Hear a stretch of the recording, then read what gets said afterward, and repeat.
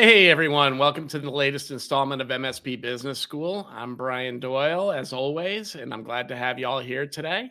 But I'm really excited about our special guest today. With me, I have Brandi Bonds, the managing partner of Next Level Now, and she's going to talk to you a little bit about fractional CFO services and things that MSPs can do to get a better handle on their money. We all care about our money, do we not? So, Yeah. Brandi, welcome. Thank you so much for joining me today. Thanks for having me, Brian. I'm really glad to be here and really excited to be able to share how we can help and what all IT companies should be focusing on to make more money.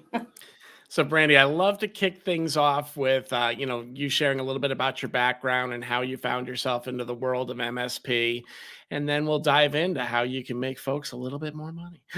Yeah, absolutely. So I've been in the industry now for about 16 years. Just landed into it, found a job working for an outsourced IT company as their controller and then into their CFO. Did that for a little bit and then joined Next Level about 10 years ago. It'll be 10 years at the end of this year. And it's been a niche of ours for the last, I would say, 10 years. So we've just been plugging along, growing with the industry, working in the various technologies and being able to help businesses grow, improve value, and sell or acquire. Yeah, and Been you a know that wild is ride over 10 years. And that is definitely a hot topic out in the marketplace today. The acquisitions and the entry of the PE firms really into the equation, that they did not have a big place here, even just 4 or 5 years ago, maybe six, but that it's really become something. And I think business owners are becoming more conscious about the exit as well. So Yeah. I'm excited to talk a little bit about that. Maybe we can kick off there. Talk Yeah. a little bit about what you're seeing in the world of M&A and how a service like yours can potentially support a customer Yeah. who's I think we talked about this as we were doing our pre-interview. Most of us were technical founders. We weren't folks that were striving to be in business, and all of a sudden we found ourselves in charge of a lot more than we thought we were going to be. And I don't think that journey is unique, certainly not to me. I've heard it so many times on this podcast. Maybe before we get into acquisition, just talk a little bit about how you can help that person who only knows what they know. Yeah. Best thing to do is to, before you go out to market, talk to someone that understands the business, right? Can set up your financials in a way that will allow you to maximize the value, right? Especially if you're looking to sell. Because the reality is the way your financial system is laid out, the way you record your transactions can value you greater or devalue you. And a lot of people don't understand that when they first go in. And if you are on accrual versus cash basis, for example, and don't know the difference, that dings you right off the bat. So really understanding how to present your financials in the right light and be able to tell the financial story and journey about where you've been and where you're going can help you improve that multiplier on the other side of that. And we go in and really focus around education, because you don't want to sell your business for less than what it's worth, especially if you've worked really hard and you know that you can get money out of the business, you know that there's more there. You don't want someone to discredit you just because they perceive you not to have the knowledge. Yeah, it's amazing. I always go back to you can only sell it once. So you do Yeah. have to maximize that opportunity, when you're on the exit. But that structuring of the books, is real. I mean, when we ran our MSP, and I'll throw some shade at myself here, we had a merger event when back in 2007, right before the housing crisis, and we merged in with a data center concern, and the four of us remained partners, and we had a financial backer as well, and the things I learned working with a proper CFO that I did not know when Yeah. I was running my business, even though our books weren't bad, I there was money left on the table as a result of what we didn't know. And I think that's something that unfortunately most MSP, owners, until they get into a certain size or scale where they can bring that resource in directly, they're Yeah. really operating at a level where they don't know, and they're trusting just their bankers and the people that are really looking to make money off of them too. Maybe Yeah. you can share with us some of the biggest, pain points you see when you start an engagement with a customer, and if that, that'll maybe resonate with some of the people that we're listening to say, I might need some help. Yeah. Yeah. A lot of times people do think their bankers are there to help them. They are, but not to advocate always for them. Right. Right. And that's different. That's different. So we'll push that aside. But presentation and how you're classifying your expenses as it compares to your revenue, key thing, making sure you have a cost of goods sold segment in your books, which sometimes people know what that is, sometimes people don't. Making sure that your books are set up on accrual basis versus cash basis to really tell the story about how you are running your business, not just how much money do you have in Yep. your business, as well as I'm going to say presentation. The worst thing you can do is just print data out and hand it over. You want your data to be presented in a way that tells a story, and in a way that is not just so much detail that people get bogged down in it, but tells the story you want to sell. Every business is unique and different, and you want to be able to highlight why you're better or different than others. And you can use the financial data to do that. But those are, I would say, the key Yeah. things that you want to focus on. And you don't need a full-time resource to do that. You No. need someone that can get in there and just do it, that does it all day. Yeah, I mean, for most of us that were, early stage MSPs, a full-time resource would probably spend a lot of time twiddling their thumbs, but getting accurate financials out and looking at ways to better value yourself. I mean, it's all about the word EBITDA at the end of the day when, especially with these PE firms coming in, right? So Yeah. we need to make sure that we're maximizing the way our books are structured. So we're showing the right EBITDA too, because a lot of Yeah. people shortcut that number inadvertently Yeah. through the way they're structuring things like SG&A and other items. Yeah. So Well, and add backs, right? If you're a yeah, small business owner and you have been running your business in connection with your life, and that happens up to 10-15 million dollar businesses where they're just, oh, I'll pay for my car insurance, and because I use my car for business. yep. Those can be add backs to your EBITDA so that you can promote a higher EBITDA, and that is the goal. The key is you want to get to that million plus. Once you hit the 2 million, your multiplier goes up, so you really want to be focused on that. Yeah, it's funny you talk about those ad backs because I think, owners are trained to, run what you can legally through the Yep. business. And you do forget about those. And they could be, again, if you've got 2 or 3 partners and everybody's running their car through, and Yeah. all of a sudden you start looking at that, that could be $100,000 in net cash at the end. And, Yeah. it doesn't sound like, oh, it's 10 grand for my car for the year, whatever your number might be, but Yeah. it's amazing how that'll come back. Yep. Some other things that I think people struggle with a little bit that I hear, and I'm sure you've got to solve for is, you know, working their business and how they are going about just tracking the activities their people do. We were talking a little bit about the concept of billing and tracking time and maybe some things that they can Yeah. do to be a little bit or make it Yeah. easier, right? Simply put. Yeah.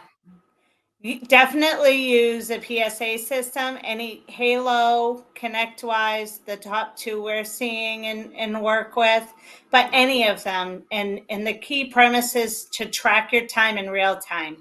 If you are a time and materials biller or need to track utilization. The other thing is understand what utilization is, right? Utilization and realization, because that's the top issue. A lot of times what we see are a lot of overstaffing, and you may be sending out the bills every month and getting revenue in, but a lot of times we're seeing a lot of MSPs have too many people because they don't track productivity or utilization, and they don't even know what that means. Yeah. Oh, my team is utilized. I've gone into companies where we've seen 36.5% utilization, which is astounding. Yeah. And we've been able to get them up to 69% just by tracking time and setting an expectation. We did have to make cuts, but it matters if you want to be profitable. That's, but that's also a reality, right? When you talk about, you talked about increasing value through ad backs. Another place you can increase value is through right sizing your organization. Yes. And if you're sitting there at 39%, you definitely have heads that are walking around doing nothing, right? You've Yep. got to maximize Yep. that. And, and conversely, if you're seeing, we would, when you run into those issues where you start seeing people get to that 70 to 80% utilization, well, actually more the 80, to 85%, sometimes that could be too much also, Too because it can much. lead to somebody Yep. being a bit disorganized. There is no holy grail of 100% utilization. I think most MSPs would agree with that. But there Yeah. is, some part where you want to make sure that utilization doesn't detract from quality too, right? 100%. And there is a way that we developed a calculator that we share with, we do it when we do assessments and share with all of our clients to share what their organization's utilization sweet spot is. And it captures how many hours you expect your team to work and takes out all of that other time, training time, collaboration time, meeting time, PTO time, because that can't be considered in your utilization. So you want to back that out to get a true utilization number that makes sense. And then measure your team to that, not just to what the industry says it should be. And I'm glad you brought that up, because I think when people, strive for those high utilization numbers, they forget that those activities have to be accounted for as well. When somebody is not fully utilized, it could be that they're doing those things, but it can also point out other flaws within a business operation as well, like maybe a little too many meetings, meetings Yes. that could have been an email, and that's why some of your utilization is going down.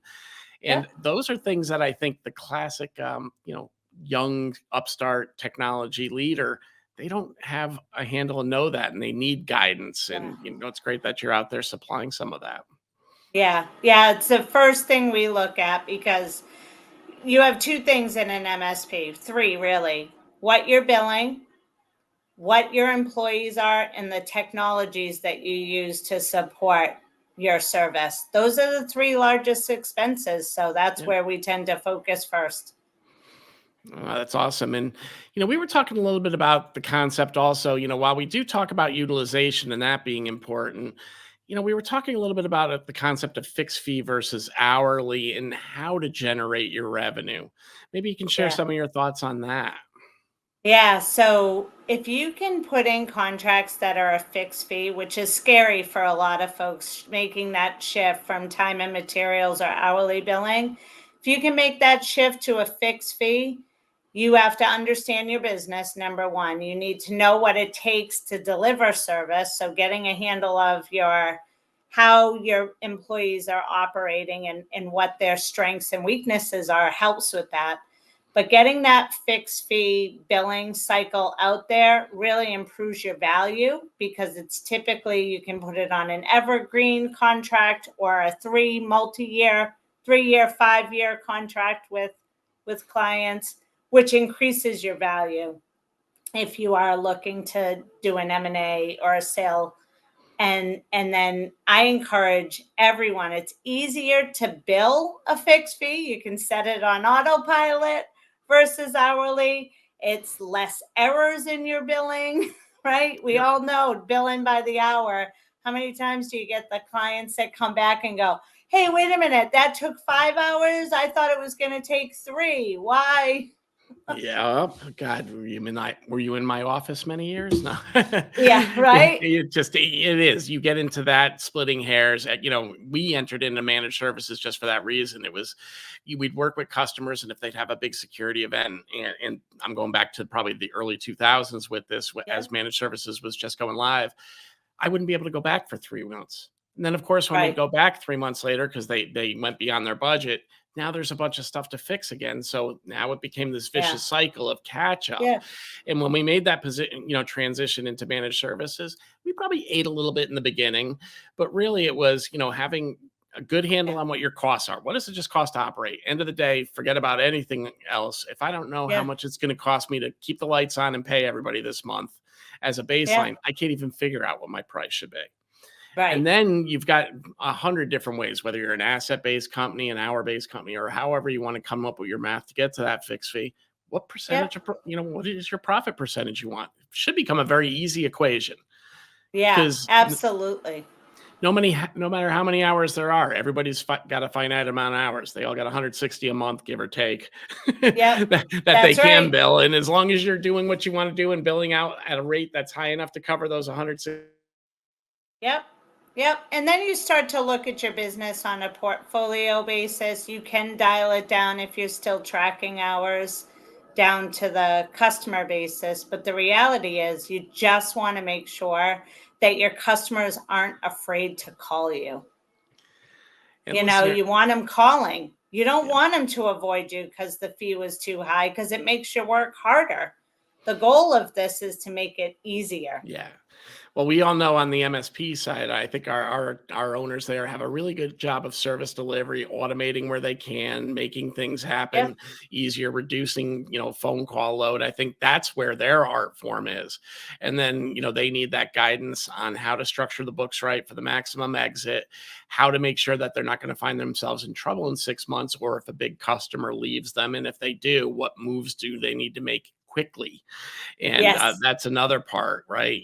A lot of MSPs, when they're at the early stage of life and truly can't afford a financial person, are also at a stage of life where one big customer will allow them to get into business.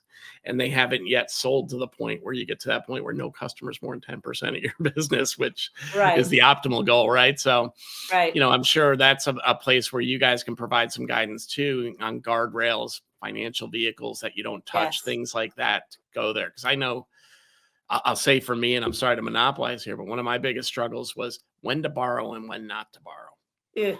Always borrow when you don't need it. Yep. And much easier. Yep. And it's certainly much easier to get the line, but there are times where what's a proper investment into the business versus a risky investment into the business, right? You'll hear guys go that, I took out a credit line and then I went out and did this sales and marketing campaign, and they didn't really have guardrails around that, and they wasted $10, $15, $30, $40,000. And I think that's the part that we all, where guidance from a true professional in the early stages can really make sure you don't fall into that. Yeah, and have a good financial forecasting tool that you can run what if scenarios, because that really gives you the picture. And a good model will show you, if you increase your revenue in this segment, what's it going to do to your labor? Is it going to go up? Is it going to go down? How are your expenses going to be affected? And how's it going to affect your cash? Sometimes taking on a customer and not modeling it properly can hurt businesses, especially if you have to hire ahead. Let's stay on that for a minute, if you don't mind, because one of the biggest challenges I think the MSPs have, I know I've had in the past, is, QuickBooks is great for telling you what happened, but it isn't telling you what's going to happen, right? And it's tough to get good forecasting for our business. So what kind of tools are you utilizing, or what type of approaches does Next Level Now do for that? Yeah. So we do have a tool that we use that's called Fathom, and it links right into QuickBooks. Anyone can use it, and it will automatically create a financial model for you. We take it a little bit deeper than where Fathom will, where we look at every single line item on your P&L and your balance sheet and take time to analyze. We all know revenue can come in many different sources. It could be rev share, it could be T&M, it could be managed service, project, you name it. And we'll model out each of those so that for a customer that knows that they want to go from 5 million to 7 million, we'll map that out and tell you how many MSP clients you need to be talking to. What is the average that you've been gaining on your MSP contracts, and really map that out and map those costs in relation to that revenue in a real detailed manner. So, you know, if you bring on 5 new MSP clients and you're at max utilization, what does that look like from a staffing? How many people do you need to add in order to successfully deliver that? And then what's the bottom line look like, and lets you see around the corners.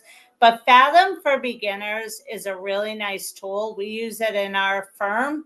We just use it really blown up, but it will connect right with your QuickBooks.